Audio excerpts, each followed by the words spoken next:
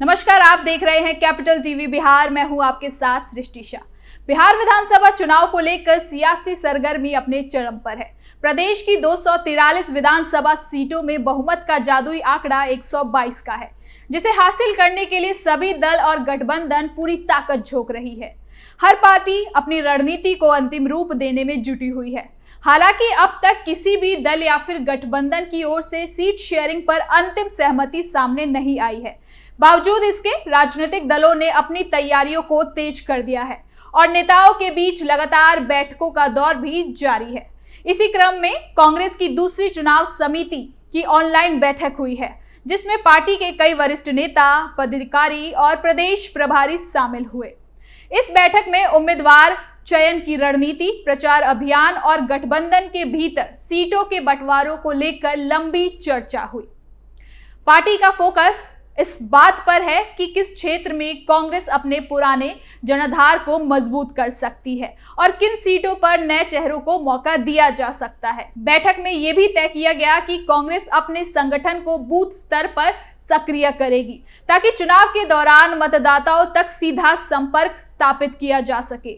नेताओं ने इस बात पर जोर दिया कि महागठबंधन के भीतर आपसी तालमेल बनाए रखना बेहद जरूरी है, क्योंकि अगर तालमेल किसी भी कीमत पर कम हुआ तो इसका सीधा फायदा विपक्ष को मिलेगा। खबर ये भी सामने आ रही है कि पार्टी जल्द ही उम्मीदवारों की पहली लिस्ट को भी सार्वजनिक कर सकती है। वहीं सीट शेयरिंग को लेकर कांग्रेस नेतृत्व ने आरजेडी और अन्य सहयोगी दल से भी बातचीत का सिलसिला जारी कर दिया है।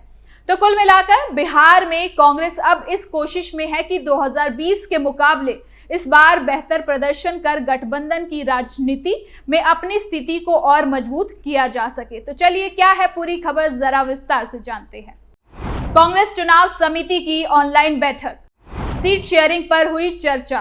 बिहार विधानसभा चुनाव की तारीखों के ऐलान के साथ ही राज्य की राजनीति पूरी तरीके से चुनावी मोड़ पर आ गई है। अब हर दल गठबंधन की मजबूती और सीटों के बंटवारे को लेकर मंथन में जुटा हुआ है।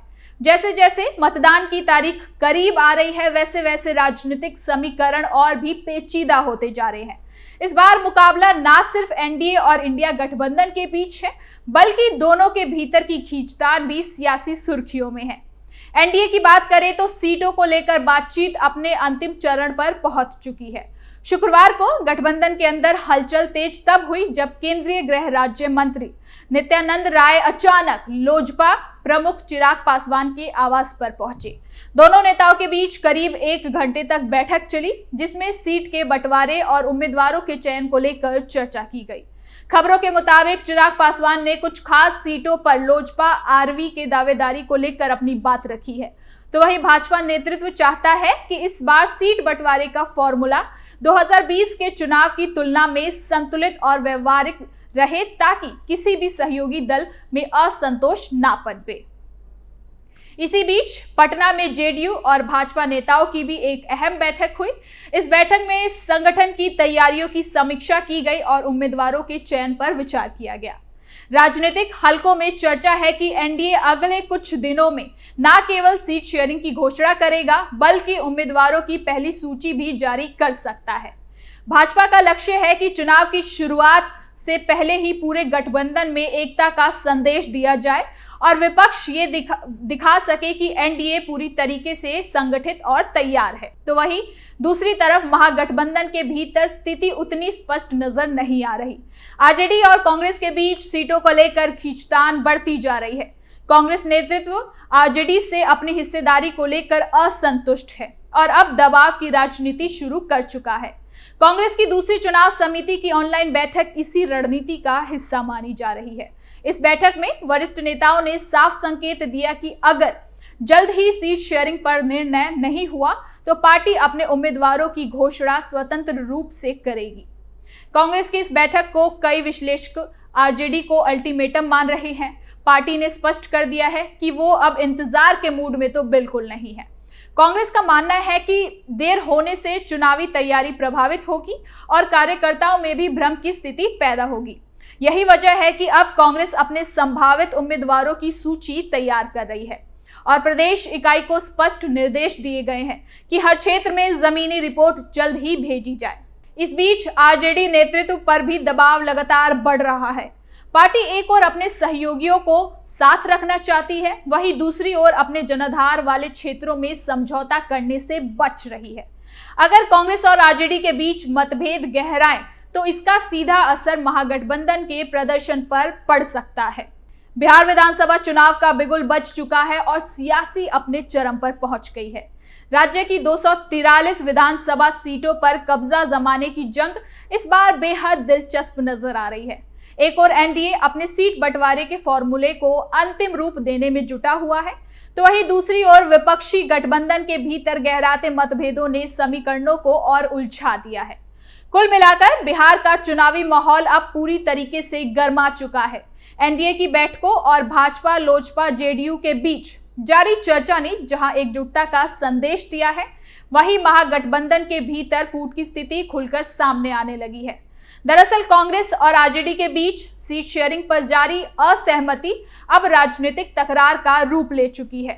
कांग्रेस की ओर से हाल ही में हुई दूसरी चुनाव समिति की बैठक इस बात का साफ संकेत देती है कि पार्टी अब आरजेडी के इंतजार में नहीं रहेगी।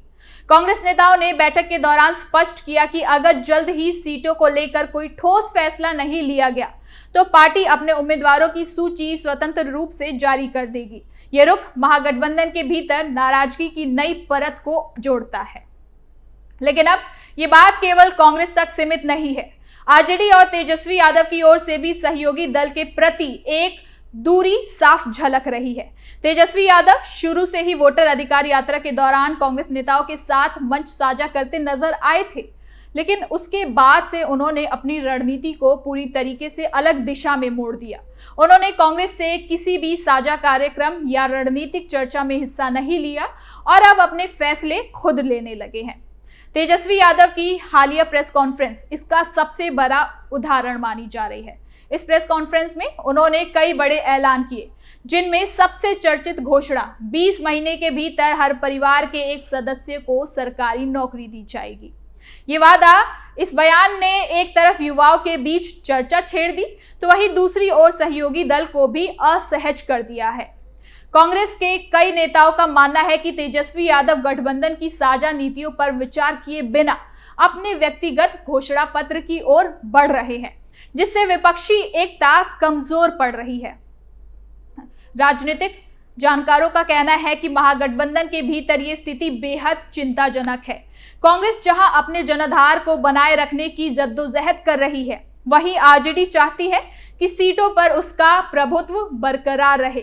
दोनों के बीच तालमेल की कमी से विपक्ष के सामने चुनावी रणनीति को लेकर एक बड़ा संकट खड़ा हो गया है।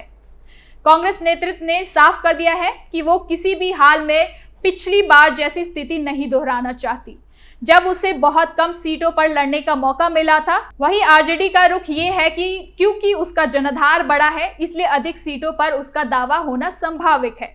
इन हालातों में महागठबंधन के अन्य छोटे सहयोगी दल जैसे वामपंथी पार्टियां भी असमंजस में हैं कि आखिर किस पक्ष का साथ दे। अगर कांग्रेस और आरजेडी के बीच ये टकराव लंबा खिंच गया तो ये महागठबंधन के लिए चुनाव से पहले एक बड़ा झटका साबित हो सकता है। दूसरी ओर एनडीए ने इस मौके का फायदा उठाते हुए अपनी रणनीति को और सुसंगठित बना लिया है।